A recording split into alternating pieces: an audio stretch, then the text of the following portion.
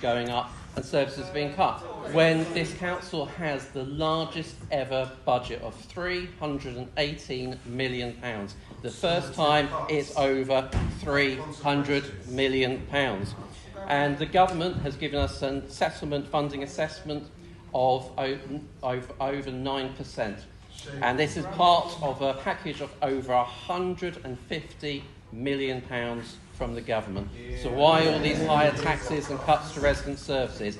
It's because the Labour administration have trashed the council's finances. They have built up £1.2 billion of debt, the 10th most indebted authority in the country, which means a black hole of £31 million being cut from residents' services. And they're having to cut resident services left, right and centre, including the libraries. This amount of money, this £31 million, that is enough for the libraries 15 times over.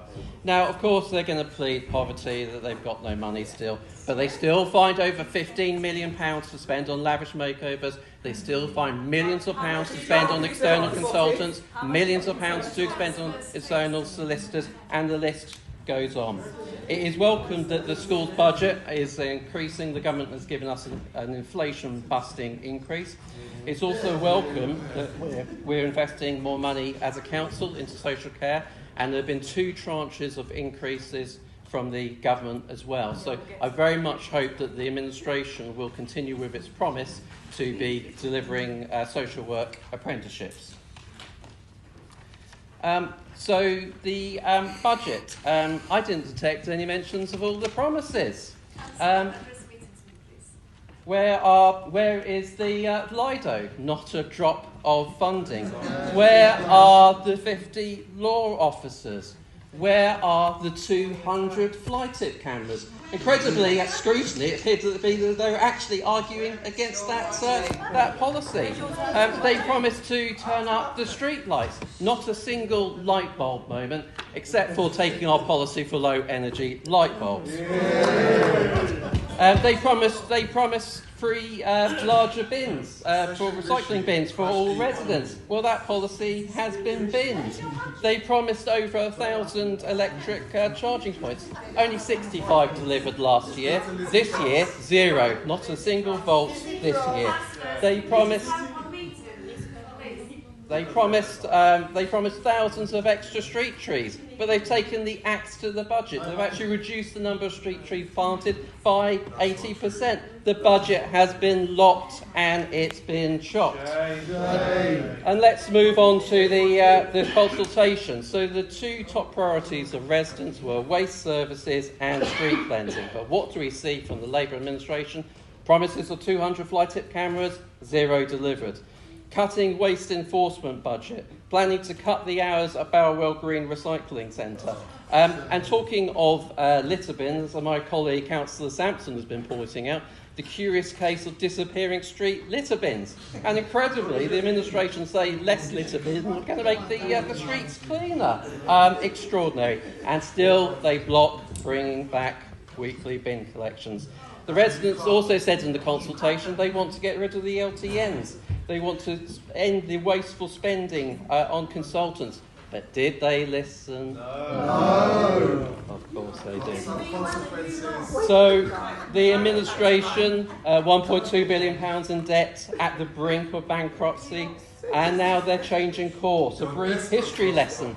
The previous administration had a plan to go up to £1.2 billion of debt and then start paying it off. The new administration came in and we're planning to go to £2 billion of debt plus and then go into a repayment profile. It's almost like going back to the future, because in their desperate panic to avoid bankruptcy, they're going to be going up to £1.4 billion and then going into a full repayment profile in 3 years. So after 3 years, there won't be any more money. So the borrow to invest proposal has been scrapped, it's been pipelined, and it's been capped.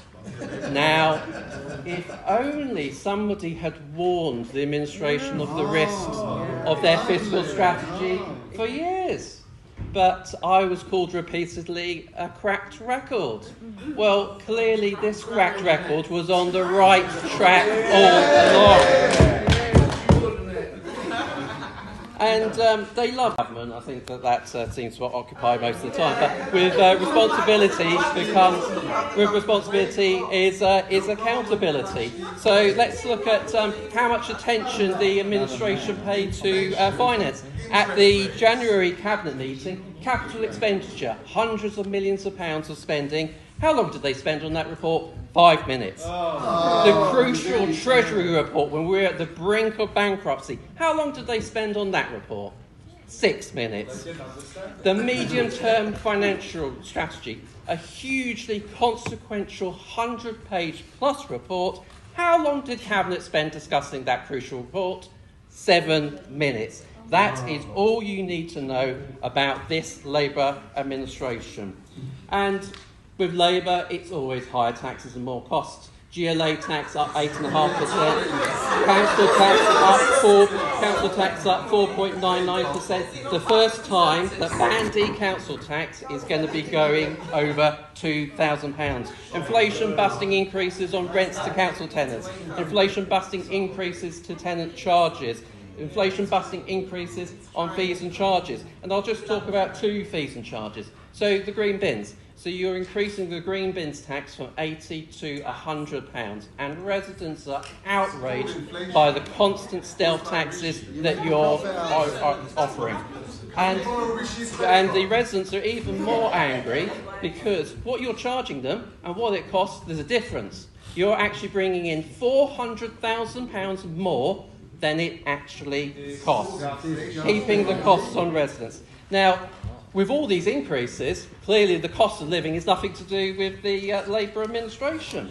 And they made just 4 promises about the cost of living. They promised to provide grants for households with electric meters. That policy's been scrapped. They promised to keep council tax as low as possible. Well, clearly not. And they promised to maintain council tax support at £38 million. We'll get to that in the next item. So 3 out of the 4 cost of living pledges that you've made, you have broken.